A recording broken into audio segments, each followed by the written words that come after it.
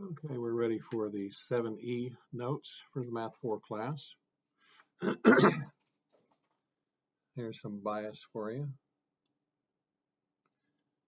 In today's goal, we are looking further at the question of bias, and there are different types that we can identify. So we'll look at that. And as you're looking at this population and the sample of it, you'll notice that the population is mostly red with some green, but the sample is almost every single green dot and a couple of red ones. So if you're going to question the sample about the preferences of the population, you're not going to get a very clear view. Whatever it is that makes red different from green, you're not going to see that as much in the sample. And so you're going to wind up with a biased sample because they're all going to be in favor of whatever green is and not so much for the reds. Oh, let's talk about some of the different kinds of bias that can show up. The idea with bias is that you're favoring a particular outcome, and you when you do a study, you don't want to favor one outcome. You want to let the data speak for itself. But sometimes you can inadvertently give more credence to one answer than another. And here's some of the ways that it can happen. One is that can be the way that you worded the question. My favorite example of, what's your favorite kind of music and why is it country? Those are leading questions. Those are sometimes I hear them described as loaded questions.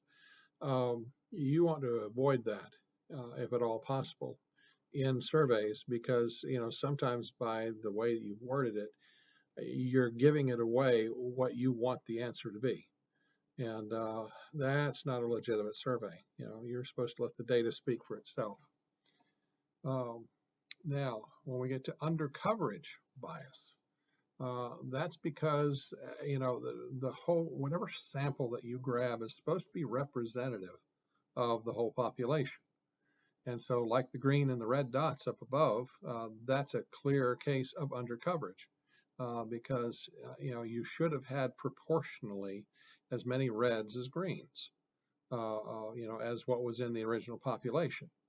And when that doesn't happen in your sample, you're going to wind up with some bias. Response bias is when people either lie or misrepresent themselves. Now, I remember back during the election season that I was forever getting ads in Facebook from some group that paid for the ad, and they wanted you to take the survey. If the election happened today, would you vote for Biden or Trump? And if you looked close enough at the information around the edges of the ad, as to who put it there, you usually had an idea of which side that they were on. And sometimes people will respond to, like let's say that somebody was a Biden supporter and they saw that this was an ad from a Trump campaign. They might go on to the Trump campaign and say that they were, they favored Trump in hopes that it would inflate the numbers and give them a false sense of, oh, we're in the lead when we're not, or something like that. There are people that play games with surveys that way. And they'll lie or misrepresent either themselves or their opinion. Now, also sometimes people will respond not truthfully, and it has nothing to do with the study. It has to do with who's watching. They have the term there, social desirability, at the end of this. And they want to look cool. They don't want to appear to be a prude. Whatever the response is, they'll lie because they don't want to look unfavorably if they respond truthfully. And so, sometimes you get a response bias, and we're going to trip over one or two cases of that today. Non-response bias is when, either they can't be contacted or they refuse to participate. Now, for me, a clear example of what's happening in the here and now is connected with the vaccine. There are people who believe that the vaccine has not been tested enough, it's not safe. They're trying to put microchips in you so that they can scan your brain or something like that. They have reasons for not trusting the vaccine. And so if you're doing a poll on, do you favor the vaccine, do you think the vaccine is safe? There are some people that are going to simply, I'm not going to participate in this at all, because I don't believe in any of it. And just because you have a segment that does not participate, you can guess that they're voting against, but that's not a safe bet. And so, sometimes just if you have a significant population that refuses to do this out of your sample, you are faced with some problems. That's the non-response bias. And the last one is the voluntary response bias. We've actually talked about this as far as samples that are voluntary response, where people choose, if it's an online poll, they have to click on it to participate. And the problem, and we'd mentioned this last time, is that the problem with voluntary response is that usually they don't respond unless they've got a dog in the fight, unless they've got a strong opinion, one way or the other of it. Somebody who just doesn't care about it is not going to choose to respond. They're not going to, oh, wait, my arm is going toward, no, okay, I clicked it. That doesn't happen. You have to click it because you want to. And usually if you want to, that's because there is a strong opinion involved. So studies that are set up by voluntary response have a whole level of bias that's kind of hard to overcome. All right, so our first task is to rewrite some sentences and figure out, is there bias here and how can I remove it? Well, when you read the sentence, do you think the city should risk an increase in pollution by allowing expansion of the Northern Industrial Park? It's one thing to ask, should we expand the park? It's another thing to throw in that phrase about risking an increase in pollution. Nobody wants more pollution. But that is kind of, telling them what is the right answer. And so you're going to want to scratch that, and you're going to want to scratch the ing, and you're just going to say, do you think the city should allow expansion of the Northern Industrial Park? That would remove the bias. This one, if you found a wallet with $100 on the street, would you do the honest thing and return it to the owner or keep it? Now, talking about doing the honest thing, that is shaming somebody into saying, all right, I guess I would return it. So we're going to scratch that much and say, would you return it to the owner or keep it? And that takes the bias out of it. All right. Now we're looking at the survey sample, determining if it's biased or unbiased, and explaining what's going on. All right, so what is your favorite sport? And you choose people attending a soccer game. Well, that's not exactly unbiased. Your bias is that you got all people who favor soccer. Now, that's not to say you get 100% soccer out of your respondents. But, if you were attending a football game, it might turn out a little different. You might not have quite so many people who like soccer. So, there's the bias there, is that your sample needs to be chosen from a broader audience than one particular sport.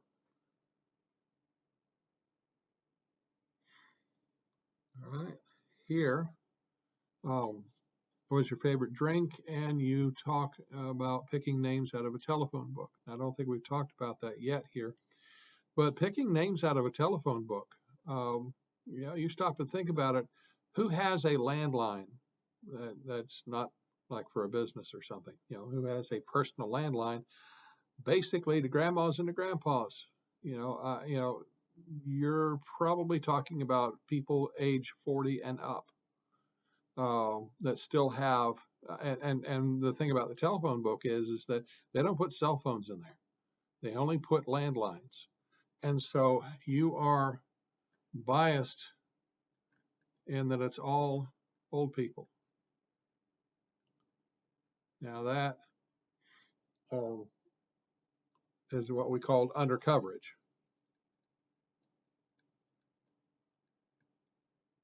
Because there are lots and lots of young people that drink soft drinks, and you are leaving them out. So this is a clear case of undercoverage because you're going to get 90% old people out of this by going through the phone book. All right. Should more money be put into the athletic programs or music programs at the school? And the sample is the band program. Oh, give me a break.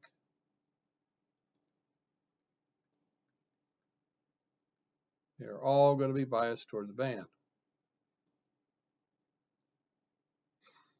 And again, this is a question of undercoverage because the sample should involve more than just one of them. You know, if you're going to do a sample from the band, you should also do a sample of the football team or something like that.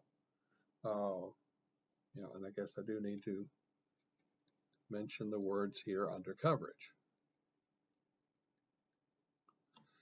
All right. Now, what is your favorite vacation destination?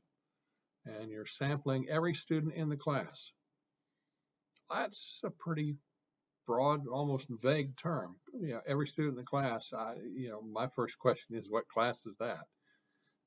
Is it American history? Is it skiing instructions? You know, it depends what kind of class. But because it is very vague, we can only presume that, you know, there's not really any bias here.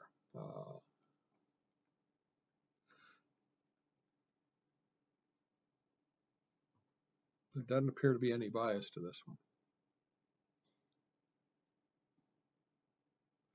Now, this is an interesting one. Administrator interviews a group of high school students, asks for the student's name, and then asks the student if they've cheated on a test. Now, I am thinking that most high school students in that situation are probably not going to tell the truth. You're going to have the ones that were cheating and they're going to lie about it. You also might have a few that didn't cheat, but they want to look really cool. You know, because there's that thing about, you know, if you're cool, you're dumb. And so, you know, they'll take credit for it, even if they didn't do it, because, you know, it'll give them some cred with the rest of the population. So in any case, you've got people that are lying about this. This is a response.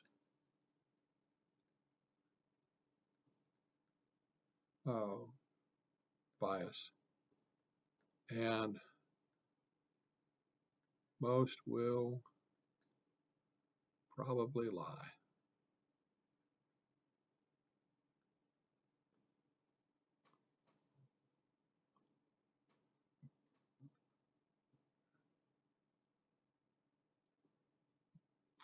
Now, a survey about cafeteria food was conducted by leaving forms at the cash register. Now, I raised the question in class. If you're at the cash register, presumably you haven't eaten anything yet. And so, you know, are you really in a position to tell me whether you like the food or not if you haven't eaten it yet? That's a technical thing. You know, they could have drop-off boxes at the exit on the way out for something like that. But ultimately, you know, if you're surveying about cafeteria food and you're asking people in the cafeteria eating food, that's the thing is that you are limited to those who have bought. You know, if they're at the cash register, that means they're buying the food. Now, I saw somebody raise the question, well, what about people that, you know, brought their lunch? You know, and I don't know, maybe that's a valid question to raise here. Maybe there is a sense that they are that they've grabbed the wrong sample, because there may be some people that have tried the cafeteria food before, and this is why they bring their lunch. That's a possibility. You might have undercoverage in that sense. And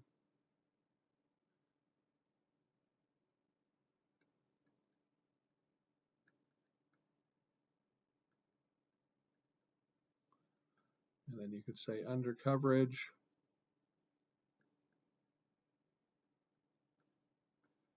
People who have tasted the food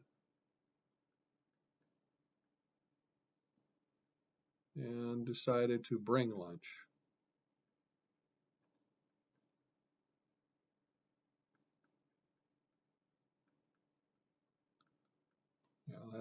That's a real possibility.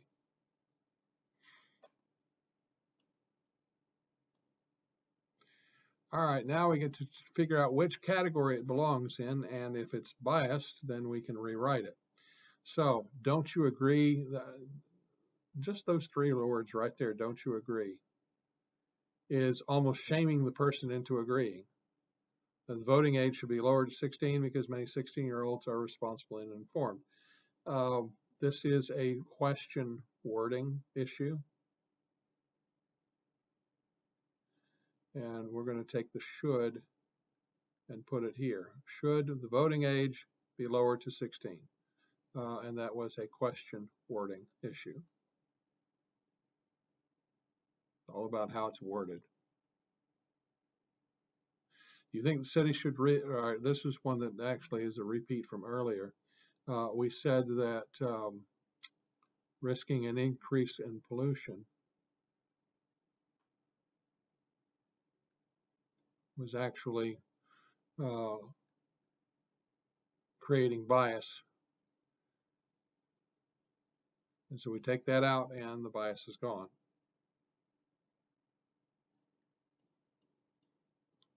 All right, number 4. Survey of the first 25 people admitted to high school soccer game were asked, how interested are you in the world's most popular sport? All right, that's kind of shaming them into an answer. So there is definitely question wording going on here, but there's also the issue of the first 25. They're surveying Americans' interest in soccer. America has 300 million in it, and you're catching the first 25 people going into a high school soccer game. You just might have a little bit of undercoverage. And yes, it's possible to have 2 layers of bias going on in the same study. It's possible to have more.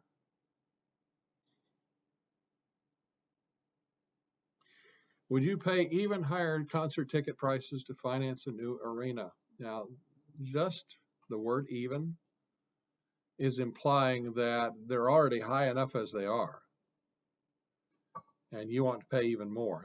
That's, again, kind of telling you what the right answer is. So we leave that out. And again, this comes back to the question of wording.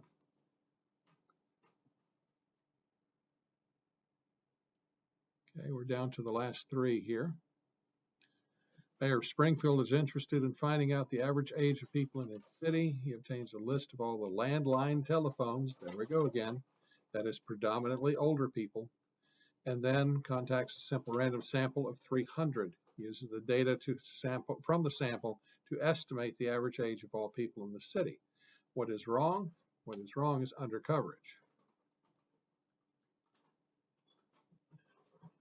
And it is mostly old people that he is surveying.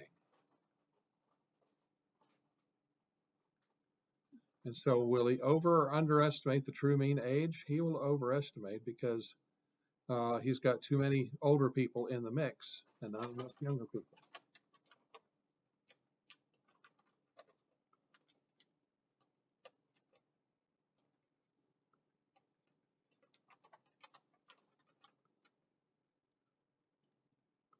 Represented.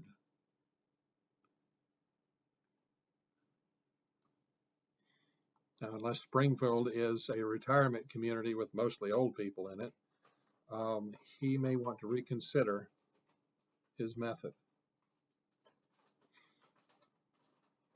All right, number 2, they wanted to know administration of the school. Did the students do their homework last night? Random sample of 100 students and send an email to each one. Did you do your homework last night? 40 responses, which that should ring some red bells right there. 36 of the 40 said they did their homework. That's 90%.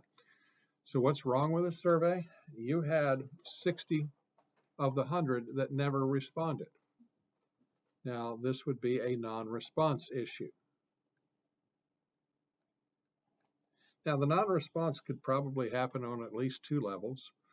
One, you had kids that did not do their homework and did not care to be shamed about it, so they just didn't respond to the email. And then there's probably the kids who never checked their email in the first place, so there's that. So, you could rightly say that 36 out of 100 students did their homework. That's only 36%, not 90%.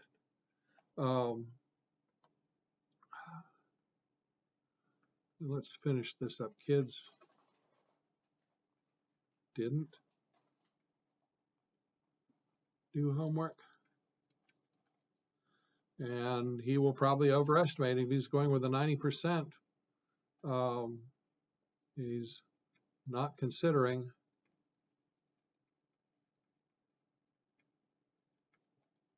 the non-responses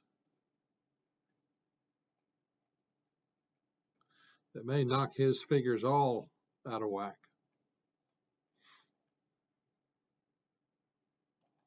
All right. Last one, Boy Scout Peter wants to know the proportion of people in his neighborhood who support the Boy Scouts. And I've pointed out in all of the classes that that's kind of a vague notion. How do you support boys? I mean, you say, yes, I like them. Do you go down and buy cookies or popcorn from the table in front of Food Lion? Just how far do you just support the Boy Scouts? But this is just a, banging on the door. I'm doing a survey. Do you support the Boy Scouts? Yes or no? And the fact that he is dressed in his uniform is kind of putting a bias right there. So I don't know of anybody that is going to open the door and see a Boy Scout uniform and say, oh, I hate Boy Scouts. That generally does not happen. Now, I understand. There are some things that I've seen in the media where, the Boy Scouts are not having a good PR day at this point. But by and large, your local Boy Scout is going to be supported in the neighborhood. So anyway, so what's wrong with the survey? It's almost like, banging on the door in uniform. It's almost like he's daring them to say, I don't like Boy Scouts. This is a response bias that people are going to say that they like it, whether they do or not.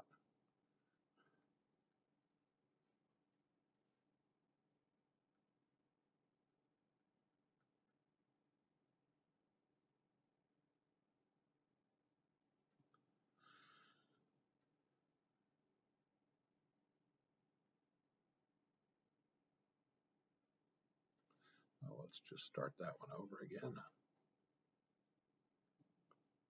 There, that's better. All right, do you think he will over or underestimate? He's probably going to have a lot of people say, yeah, I like Boy Scouts. But, again, your definition of support.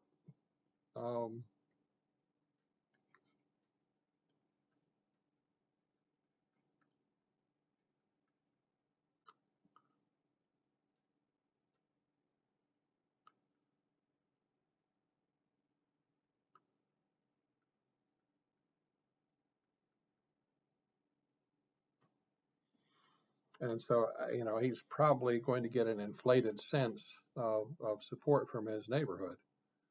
I don't know. I don't know how, other than not wear the uniform, that clearly would bring the bias down a good bit. You know, again, I think just by asking the question, do you support the Boy Scouts? Again, I don't see many people saying no. You know, there's almost a built-in bias with that. You know, that's like saying somebody saying, you know, who around here hates motherhood? You know, who's going to make that kind of a statement? You know, there's almost a bias built in there socially that, you know, you're a decent human being, aren't you? Of course you're going to agree with me. Yeah, that's the kind of dynamics that are going on here. So anyway, I think that is it for the notes. So you've got the 70 worksheet up next.